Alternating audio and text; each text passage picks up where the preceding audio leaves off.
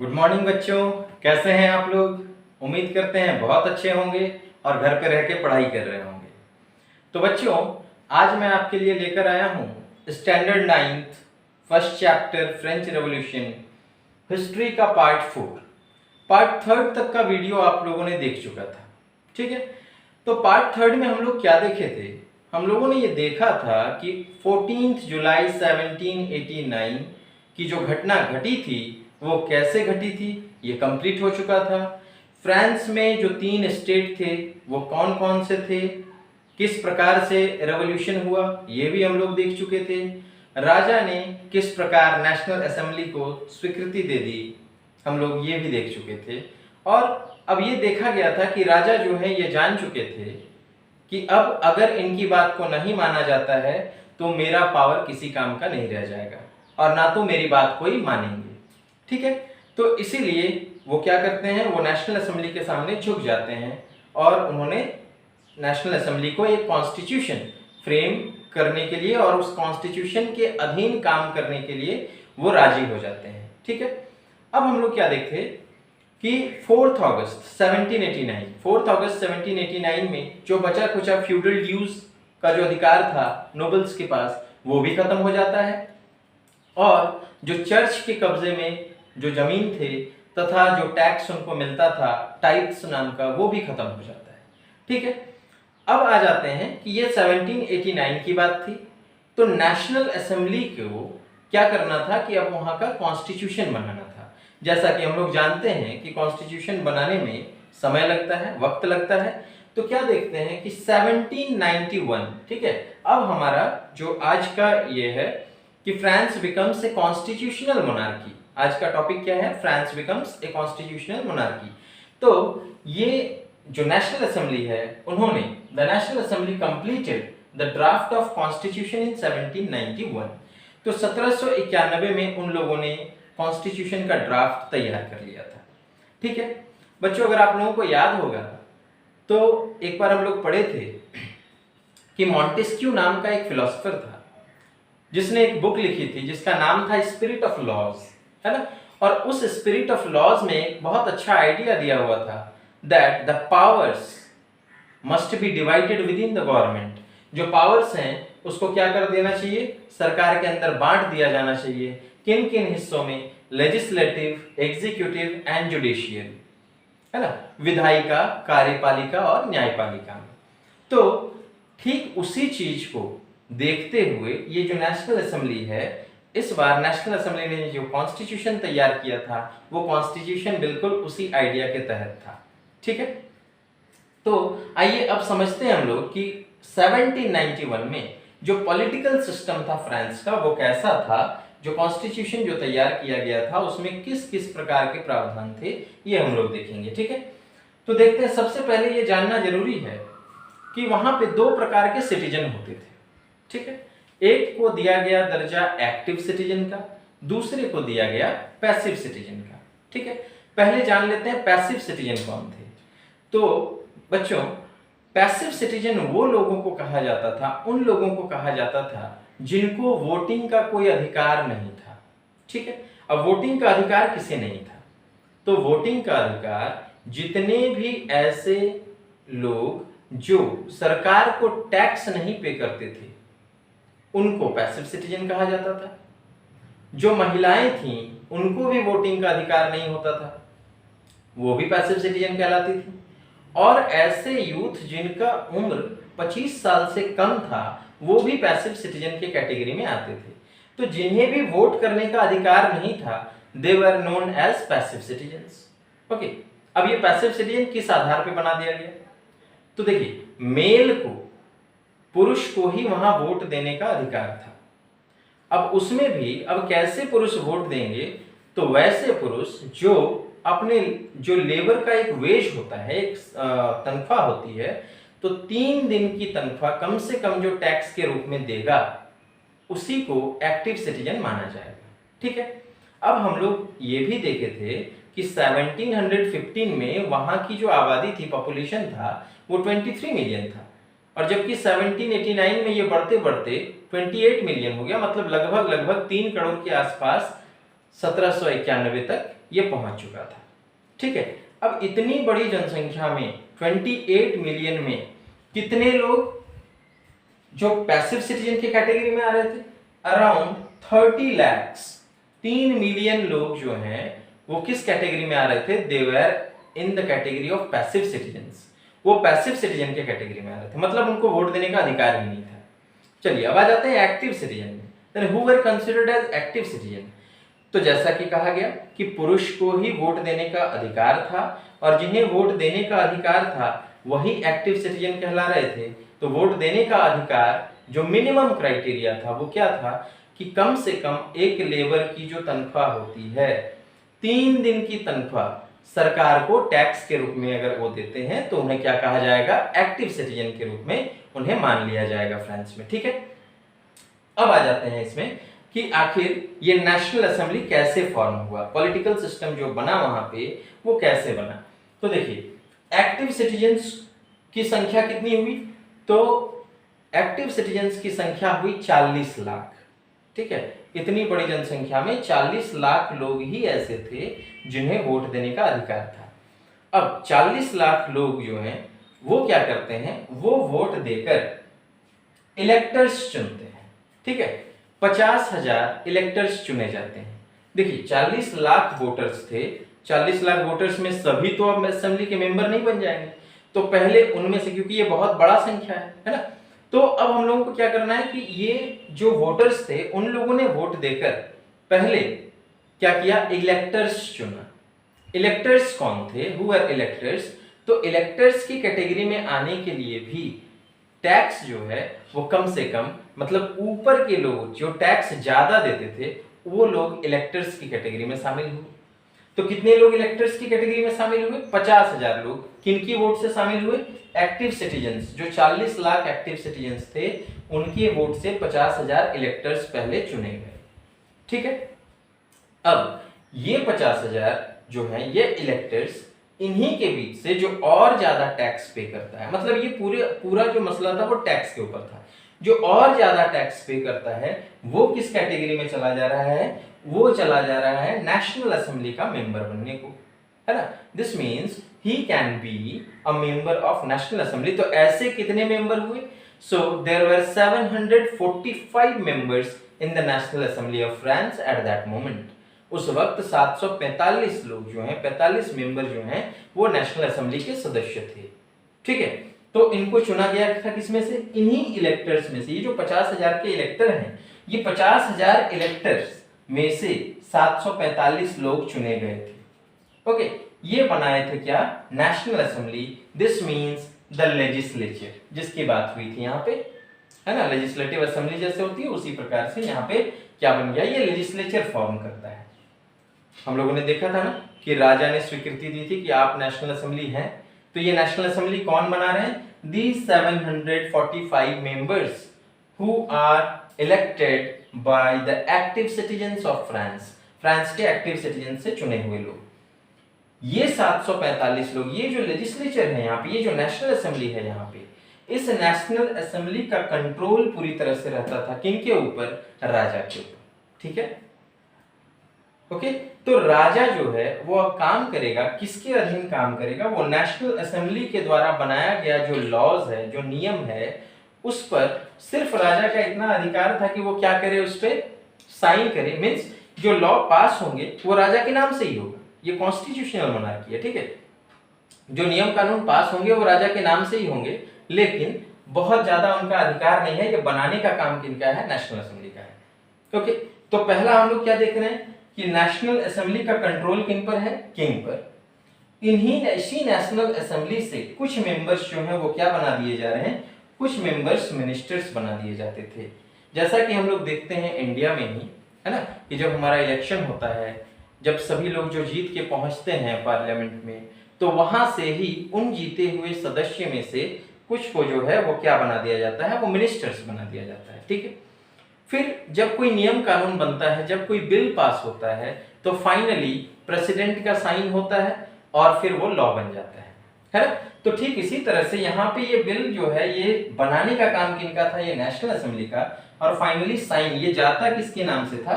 ये किंग के नाम से जाता था। ठीक है। तो किंग पर कंट्रोल अल्टीमेटली नेशनल असेंबली का, मिनिस्टर्स पर भी कंट्रोल नेशनल असेंबली का। ये अपने मन से कुछ नहीं कर सकते थे। ये 745 मेंबर जो हैं वो इनके ऊपर कंट्रोल बनाए हुए थे। तो फिर राजा के पास क्या बच गया था? तो राजा के पास एक पावर बचा हुआ था, that was veto power. Veto power एक स्पेशल पावर होता है जो कि राजा यूज कर सकता है अगर उसे ऐसा लगे कि हाँ ये प्रजा के हित में नहीं है, तो वो वीटो पावर का यूज करके वो मना कर सकता था कि इस लॉ पर मैं साइन नहीं करूंगा। ओके, इतना पावर राजा के पास था। तो अब हम लोग क्या देखिए कि लेजिस्लेचर कौन बना रहा था? लेजिस्लेटिव असेंबली में कौन थे? ये नेशनल असेंबली। ओके, ये लेजिस्लेटिव का हिस्सा थे। जो वोट किए थे, जो इलेक्टर्स थे, वो लेजिस्लेटिव का हिस्सा थे ना। आ जाते एग्जीक्यूटिव में, जो इनके द्वारा बनाया गया जो नियम कानून था उसको इंप्लीमेंट करने वाले कौन थे? तो राजा, the king and the ministers. तो एग्जीक्यूटिव का हिस्सा कौन कौन हो गए? King and the ministers. ठीक है, अब आ जाते हैं किस पे? जुडिशियरी में, है ना, न्यायपालिका में। तो जुडिशियरी क्या होता था? जुडिशियरी जो है मींस जज जो है, ही वाज डायरेक्टली इलेक्टेड। वो डायरेक्टली इलेक्ट होता था किन से? इन एक्टिव सिटीजन से। एक्टिव सिटीजन के वोट से जज डायरेक्टली अपॉइंट हो जाता था, डायरेक्टली इलेक्ट हो जाते थे। अब इनका काम क्या होता था? इनका काम होता था कि ये लेजिस्लेटिव ने जो लॉ बनाया है, ये जो भी लॉ पास किया है, वो लॉ को, उस लॉ को सही तरीके से एग्जीक्यूट किया जा रहा है या नहीं, सही तरीके से उसे परफॉर्म किया जा रहा है कि नहीं, ये देखने का काम किनका होता था? जुडिशियरी का। अगर उसे कुछ गलत लगे तो तुरंत उसे रोक दिया जाता था। जैसे हमारे देश में हम लोग देखते हैं सुप्रीम कोर्ट है, अगर कुछ गलत लगे तो तुरंत वो क्या करते हैं? वो हस्तक्षेप करते हैं। तो इस बात का पावर किन्हें था? इस बात का पावर जो है वो जुडिशियरी डिपार्टमेंट को था। जुडिशियरी में कौन आते थे? जज आते थे। ठीक है, द जज। जज किनके द्वारा इलेक्ट होता था? वही 40 लाख एक्टिव सिटीजन्स के द्वारा। ठीक है, अब आ जाइए। तो अब हम लोगों को ये समझ में आ गया पॉलिटिकल सिस्टम उस वक्त का कैसा था। पैसिव सिटीजन्स, जिनको कोई अधिकार नहीं था वोट देने का, ऐसे कितने लोग थे? 30 लाख लोग। क्यों? कौन कौन थे उसमें? महिलाएं थी, छोटे बच्चे थे, ऐसे यूथ थे जिनकी उम्र 25 साल से कम थी। ठीक है, और हम लोग क्या देखेंगे कि नेक्स्ट ये आ जाता है अब एक्टिव सिटीजन में। तो एक्टिव सिटीजन कौन थे? Who are the active citizens? तो एक्टिव सिटीजन्स वो थे जो कम से कम 3 दिन का वेज जो है वो सरकार को टैक्स के रूप में देते थे। लेबर का 3 दिन का वेज। उन्हीं एक्टिव सिटीजन्स को इस बात का अधिकार था कि वो वोट दे सकें। वो एक्टिव सिटीजन्स में से जो ज्यादा टैक्स पे करते थे वो इलेक्टर्स बनते थे। ठीक है, वो इलेक्टर्स बनते थे, और उस इलेक्टर में से फिर जो और ज्यादा टैक्स पे करते थे, they were regarded as the member of national assembly, they were elected as the member of national assembly. और इस नेशनल असेंबली से ही कुछ मेंबर क्या बनते थे? मिनिस्टर बनते थे। अब ये लेजिस्लेचर खत्म हो गया है ना। अब आ जाते हैं एग्जीक्यूटिव में। एग्जीक्यूटिव में कौन था? King and the ministers. King पर भी कंट्रोल नेशनल असेंबली का, मिनिस्टर्स पर भी कंट्रोल नेशनल असेंबली का। तो फिर किंग के पास क्या रहा? किंग का काम था और मिनिस्टर का काम था नेशनल असेंबली के द्वारा बनाया गया जो नियम था, जो विधायिका था, उसे पालन करना। उस नियम को पालन करवाने का काम किसका था? राजा का और मिनिस्टर्स का। राजा के साइन से ही वो पास होता था। देन तो फिर राजा के पास क्या पावर था? राजा के पास जो है वो वीटो पावर था। वो स्पेशल एक पावर था, जैसा कि बताया गया कि वो चाहे तो साइन नहीं भी कर सकते थे, किसी लॉ को पास होने से वो मना भी कर सकते थे। और इन दोनों के काम की निगरानी रखने के लिए कौन थी? जुडिशियरी, है ना। मतलब जो जज जो कि डायरेक्टली अपॉइंट होते थे किनके द्वारा? एक्टिव सिटीजन्स के द्वारा। ओके, तो यहां तक जो है अब हम लोग समझ चुके हैं कि पॉलिटिकल सिचुएशन जो है वो कैसा था फ्रांस में 1791 में। ठीक है, तो एक बात और, ये सेंटेंस काफी इंपॉर्टेंट है, that to qualify as an elector and then as a member of assembly. एक इलेक्टर के तौर पे क्वालिफाई होने के लिए और तथा नेशनल असेंबली के मेंबर के तौर पे इलेक्ट होने के लिए, क्वालिफाई होने के लिए उनको क्या होना पड़ेगा? He must have the highest bracket of tax payer. उसको जो है, जो इंसान ये चाहता है कि मैं नेशनल असेंबली का मेंबर बनूं, मैं इलेक्टर्स का मेंबर बनूं, तो उन्हें हाई टैक्स पे करने वाला रहना चाहिए, है ना। जो हाई टैक्स पे करते थे वही इन दोनों ग्रुप में जाते थे। ठीक है, तो चलिए संविधान भी बन गया। किस तरह से एक्ट हो रहा है वो भी हम लोगों ने देख लिया कि लेजिस्लेचर भी है, एग्जीक्यूटिव भी है और जुडिशियरी भी है। अब बात आती है कि आखिर संविधान बनाने से कॉमन लोगों को क्या फायदा हुआ। तो संविधान जो है वो कॉमन लोगों को क्या गारंटी करता है ये देखेंगे। देखिए, संविधान सबसे पहले बनाया क्यों गया था? It was frame to limit the powers of monarchy. जैसा कि हम लोग जानते हैं, पहले ये फ्रांस जो था वो एब्सोल्यूट मोनार्की हुआ करता था, है ना, मीन्स राजा का निर्णय ही अंतिम निर्णय होता था। लेकिन संविधान बनने के बाद उनके पावर्स को चेक कर दिया गया, उनके पावर्स को लिमिट कर दिया गया। ठीक है, वो पावर जो लिमिटेड पावर था उनके पास, अब वो किसी प्रकार का अन्याय नहीं कर सकते थे। क्यों? क्योंकि उन्हें इस संविधान का फॉलो करना होता था। और इस संविधान में क्या लिखा हुआ ये देखिए, the constitution began with declaration of the rights of man and citizen. Declaration of the rights of man and citizen. अब यहां पे दो वर्ड आ गया, मैन एंड सिटीजन। तो मैन किससे कहा जा रहा है? यहां पे मैन इंक्लूड किया जा रहा है जो टैक्स देते हैं, जो एक्टिव सिटीजन्स थे उनको भी, और सिटीजन्स किनको इंक्लूड किया जा रहा है? जो आम आदमी, कोई भी आदमी है वहां का, जो कोई भी नागरिक है उनके लिए। ठीक है, तो हर किसी को ये संविधान कुछ अधिकार देता है। क्या अधिकार देता है? राइट टू लाइफ, है ना। पहला, राइट टू लाइफ मतलब जीवन जीने का अधिकार। दूसरा, फ्रीडम ऑफ स्पीच, बोलने का अधिकार। फ्रीडम ऑफ ओपिनियन, अपने विचार को प्रस्तुत करने का अधिकार। इक्वालिटी बिफोर लॉ, सबसे महत्वपूर्ण, है ना, कानून की नजर में सबको बराबरी का अधिकार। तो ये जो है, इन चार अधिकारों को ये जो संविधान देता है, आप लोग देखेंगे अपने एनसीईआरटी बुक में कि राइट साइड में बहुत सारे ऐसे डिक्लेरेशंस हैं, उसको पढ़ सकते हैं। लेकिन उनमें से ये चार बहुत इंपॉर्टेंट हैं और इनको किस नाम से जाना जाता है? Natural and inalienable rights. Natural, प्राकृतिक अधिकार है ये। अगर हमारा जन्म हुआ है तो हमें बिना कारण से कोई मार नहीं सकता। ठीक है, हमें जीने का अधिकार है। अगर हमारा जन्म हुआ है तो हमें आजादी से अपना पक्ष रखने का अधिकार है, बोलने का अधिकार है। अगर हमारा जन्म हुआ है तो हम अपने विचारों को प्रस्तुत कर सकते हैं, अपने विचार को प्रस्तुत करने का अधिकार है। और सबसे इम्पोर्टेंट कि हम, चाहे वो कोई भी हो, कोई भी नागरिक हो, वो कानून की नज़र में बराबर है। चाहे दोषी कोई भी हो, सज़ा उसे बराबर मिलेगी। और अगर दोष नहीं हो तो उसे सज़ा नहीं मिलेगी। कहने का मतलब अन्याय किसी के साथ नहीं होगा। ओके, तो ये चार जो है नेचुरल एंड इनअलाइनेबल राइट्स के नाम से जाने जाते थे। ठीक है, तो अब ये देख ही रहे हैं कि संविधान आने से, चूंकि ये शुरुआत था, है ना, संविधान तो अभी अभी बना था, तो ऐसा नहीं है कि सारा चीज एक ही बार में लिखा जाए। धीरे धीरे ये डेवलप हो रहा था। लेकिन उसमें से ये चार जो इंपॉर्टेंट चीज हैं वो हम लोगों को मिल गए, है ना। अब आ जाते हैं हम लोग किसमें? Now these rights belong to each human being by birth and could not be taken away. ये अधिकार किसी भी नागरिक को जन्म से ही मिलेगा और उसे कोई छीन नहीं सकता। इस अधिकार को प्रोटेक्ट करने की जिम्मेदारी भी किसकी है? The state. It was the duty of the state to protect each citizens natural rights.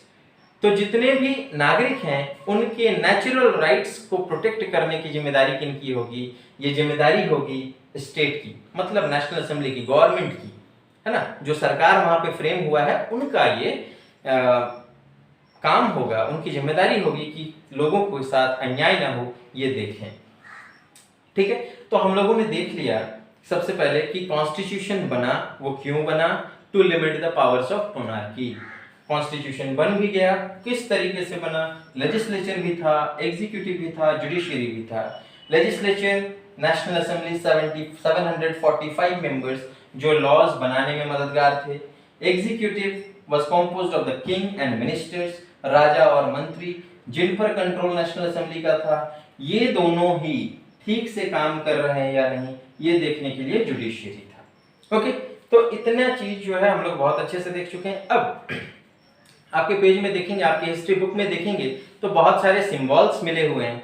उन सिंबल्स का क्या मतलब है जरा हम लोग वो भी देख लेंगे। ठीक है, ऐसा नहीं है कि बुक में कुछ भी अटपटा सा दिया हुआ, नहीं, उसका एक मतलब है। तो फ्रांस में ये सारे सिंबल्स का बहुत महत्व हुआ करता था उस वक्त। जरा देखेंगे वो महत्व क्या है। सबसे पहले ब्रोकन चेन्स, टूटी हुई हथकड़ी। हथकड़ी ये सूचक है कि कोई बंधा हुआ है, किसी को बांध के रखते हैं, तो ब्रोकन चेन्स जो है ये क्या बताता है, दैट इज बिकमिंग फ्री, मतलब हथकड़ी टूट चुकी है, हम आजाद हो चुके हैं, ठीक है, इतने सारे अधिकार मिल चुके हैं। देन बंडल ऑफ रॉड्स, हमेशा बंडल ऑफ रॉड जो है वो क्या शो करता है, that is strength lies in unity, है ना, एकता में ही शक्ति है।